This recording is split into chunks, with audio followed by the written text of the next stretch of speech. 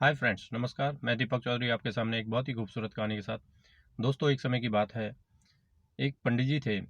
तो पंडित जी काफ़ी पूजा पाठ किया करते थे, लोगों के यहाँ जा करके हवन किया करते थे और काफ़ी कथा वगैरह किया करते थे।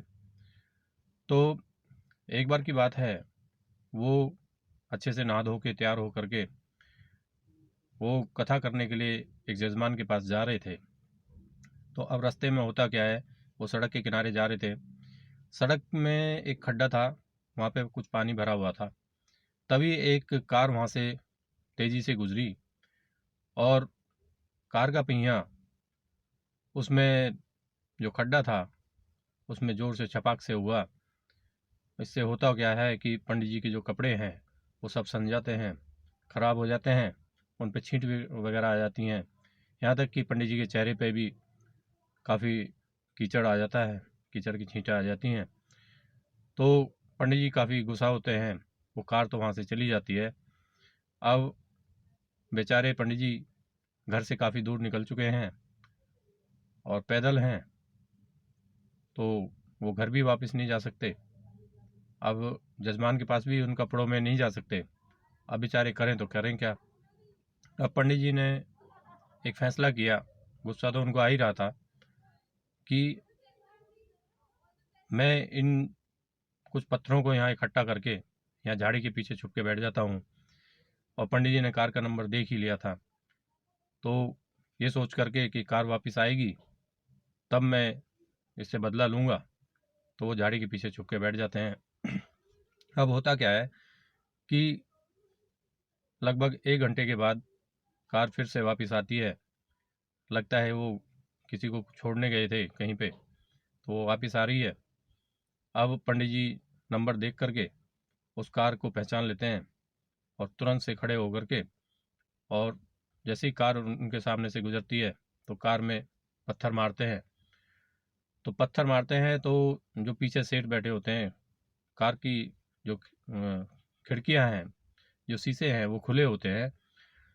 तो होता क्या है कि जो पंडित जी पत्थर मारते हैं, जो सेठ पीछे बैठे हैं उनकी कैप में जाके लगता है, तो उनकी कैप गिर जाती है।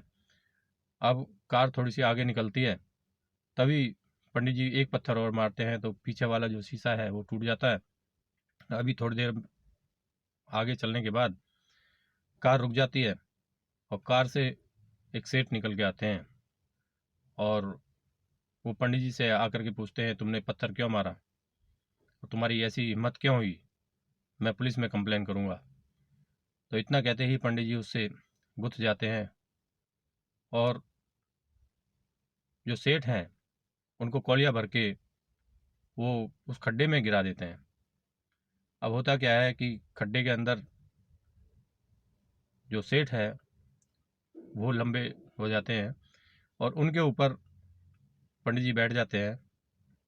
अब इतने में जो पंडित उसकी सेठ जी की श्रीमती हैं वो आती हैं भागी भागी छाता लेकर के।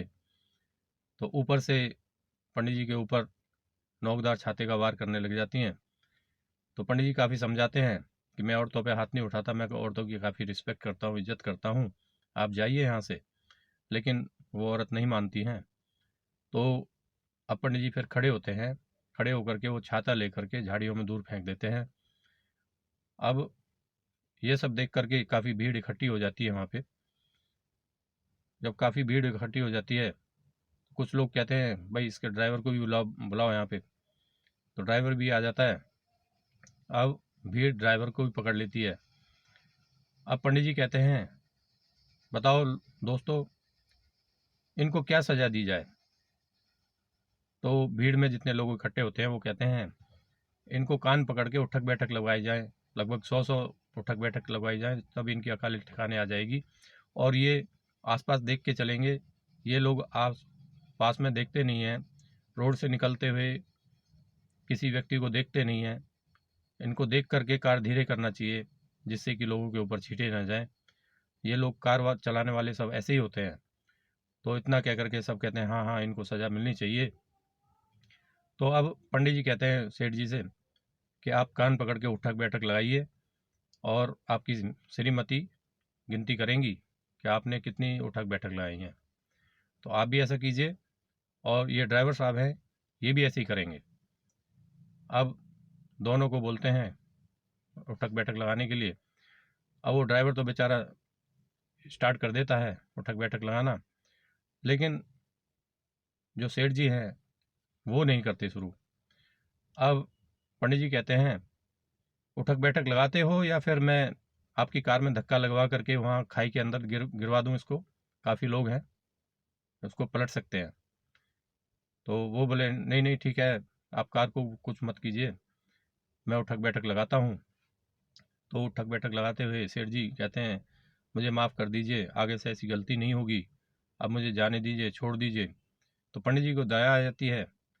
पंडित जी कहते हैं ठीक है, आज के बाद अगर आप ऐसा ना करो तो मैं आपको छोड़ दूंगा। तो वो कसम खाते हैं कि आज के बाद मैं ऐसा नहीं करूंगा। इतने में एक कार और आ जाती है, वहाँ से निकलती है। तो वो कार का जो ड्राइवर है वो भीड़ को देख करके वहाँ रुक जाता है। जब रुक जाता है पंडित जी लपक के वहाँ पे जाते हैं और उसका कान ऐंठते हुए कहते हैं कि तुम भी धीरे लेकर के जाना यहाँ से कार, जब भी आओगे जब भी जाओगे। तो वो कहता है बाबूजी मैं तो पहले से ही धीरे करके यहाँ से निकलता हूँ और मैं कभी तेज़ कार लेकर के नहीं जाता। तो पंडित जी का गुस्सा शांत हो जाता है और सब लोग अपने अपने घर को चले जाते हैं। पंडित जी भी अपने घर को वापस चले जाते हैं। दोस्तों, मैं उम्मीद करता हूँ ये कहानी आपको पसंद आई होगी। अगर ये कहानी आपको पसंद आई है तो आप इसको लाइक कीजिए और आप हमारे चैनल को सब्सक्राइब कीजिए। थैंक यू दोस्तों, आप स्वस्थ रहें, मस्त रहें। Thank you.